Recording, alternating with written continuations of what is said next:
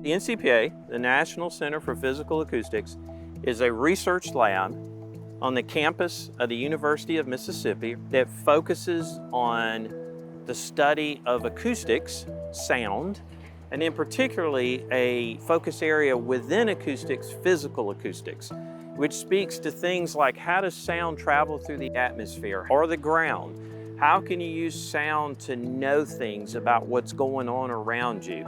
You can use sound to know whether dams and levees are in good shape.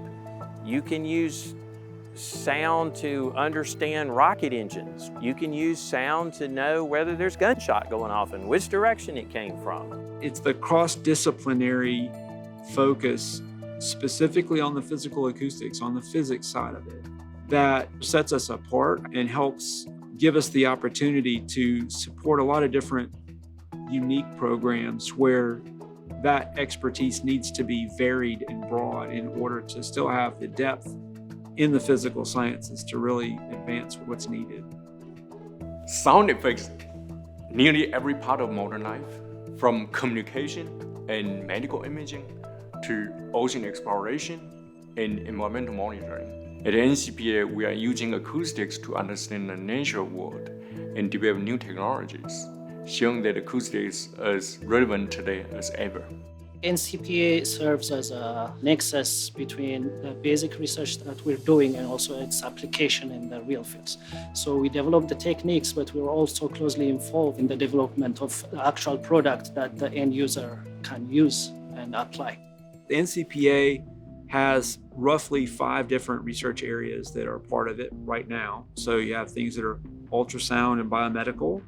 You have things that are audible sound, acoustic systems, we call it applied acoustics. You have the geophysical acoustics, sort of earth observation, big picture, large, low frequency outdoor sound propagation. You have aeroacoustics, which is aerospace and acoustics kind of put together. And then you have physical acoustics. It's sort of the just physics-based side of theoretical acoustics.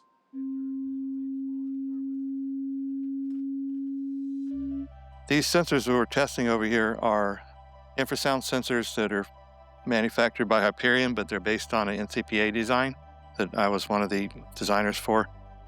Infrasound is signals that are below the range of human hearing, that it typically is defined as below 20 hertz, which is a very low frequency.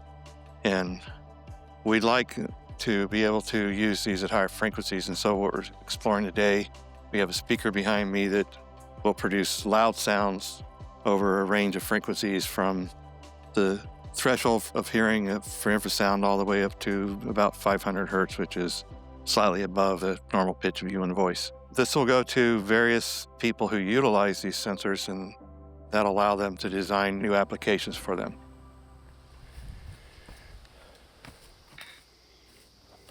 We're out at the university's biological field station. It's a large tract of land where different departments do experiments. We're just finishing up the installation of an array of infrasound sensors, part of our program to detect and track active tornadoes based on the infrasound signal that they emit. In layman's terms, we would like to see if we can turn this into an operational system that can give accurate tornado location data to the public to augment the warnings we get, which are based on Doppler radar, and save lives. The arrays we're putting in and the hardware we're putting in has been used for nuclear weapon test ban treaty verification and is quite hardened.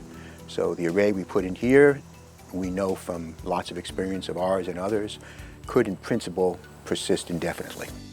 I feel like now I'm ready to build my own house, to be honest. Because you're not only sitting on a laptop reading articles or analyzing data, you actually need to build things with your own hands, come to the field, open up trenchings with a specific machine. It's a lot of labor work.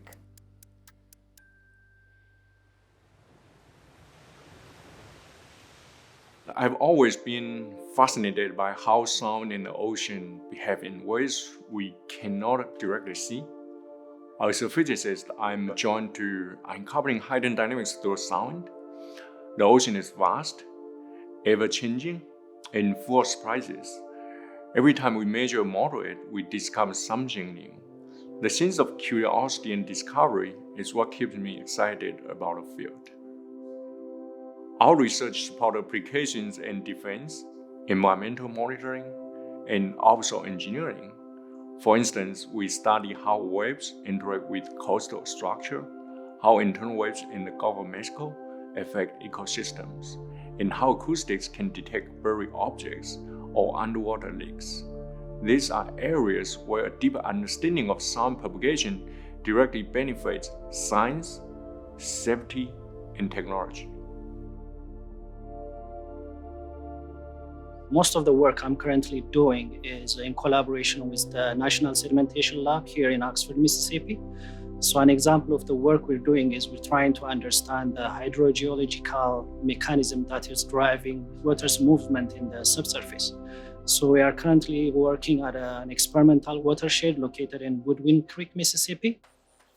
So this is the Goodwin Creek Experimental Watershed. This is the channel itself, the weir. And our instrumentation, if you can see this piping coming down, we call it the telephone. It's shaped like a telephone with a receiver and a transmitter. And there's a transmit signal and a receive signal. That correlation is being made with the sediment data being collected. This is a project we have with the Sedimentation Lab, U.S. Department of Agriculture. And this is an ongoing project where we've piggybacked on some of their work. They're already measuring sediment transport. And what we're doing is taking acoustics and adding to that as a supplementary measurement. They're measuring with their pump samplers the suspended sediment data, and then we can take our acoustic data, correlate those two together, and provide them something that provides better spatial and temporal resolution than simply a pump sampler can provide. The mission is to always try to measure physical phenomena and explain physical phenomena with acoustics. And I think this is just one of those long-standing projects that does this time after time. We are in the anechoic jet test facility for the NCPA. It's a fairly unique facility that's purpose-built for doing fluid mechanics, acoustics measurements. So all the wedges that you see around the room, those are for sound absorption. So if you're doing an experiment, it helps to absorb the sound that's being produced so that you don't have any reflections back, and it allows you to then measure the sound as if it were a completely free environment. That's what we call anechoic, no echoes. The test rig is set up so that we can run a propane fuel line into the airflow and burn it just like you would a gas grill almost, but it's much higher flow rates, so we can generate the exhaust stream from something like a tactical aircraft, so an F-18 aircraft, for example. We've got this new rig set up that is a rocket test. We've set up methane and oxygen gas supply lines to go to the rocket that allow us to be able to turn this thing into miniature rocket exhaust with very high temperature propulsive gas coming out the back, and then we can make measurements and study the fluid mechanics and study the plume interactions that occur. Igniting in 3, 2, 1, mark.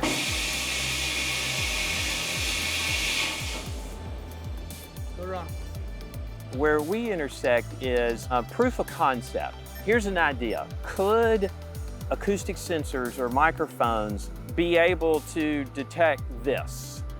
We have a problem with X.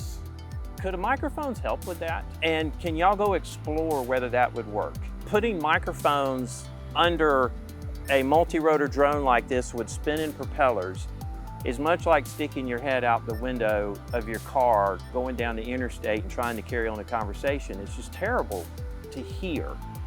And so that's a hard problem to work.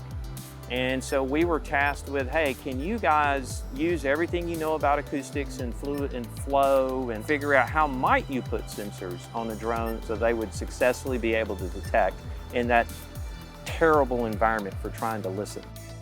We give students a hands-on experience that you don't get in a lot of other places. You'd have to kind of come around to see. Students can work side by side with researchers in real projects while building a strong foundation in physics and acoustics. It's a collaborative and supporting environment that really help them develop into independent thinkers and researchers.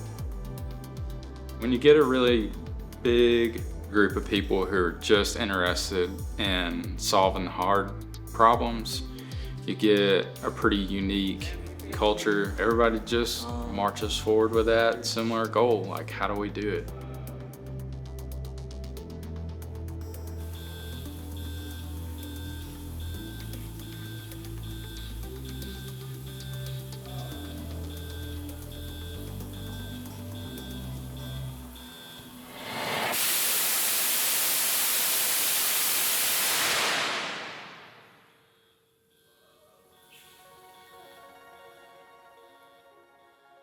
I think it's important to think about how the NCPA partners with the university as a value add for the research enterprise of the university. As a lab, 85,000 square feet of space that we can provide as support to that academic research mission.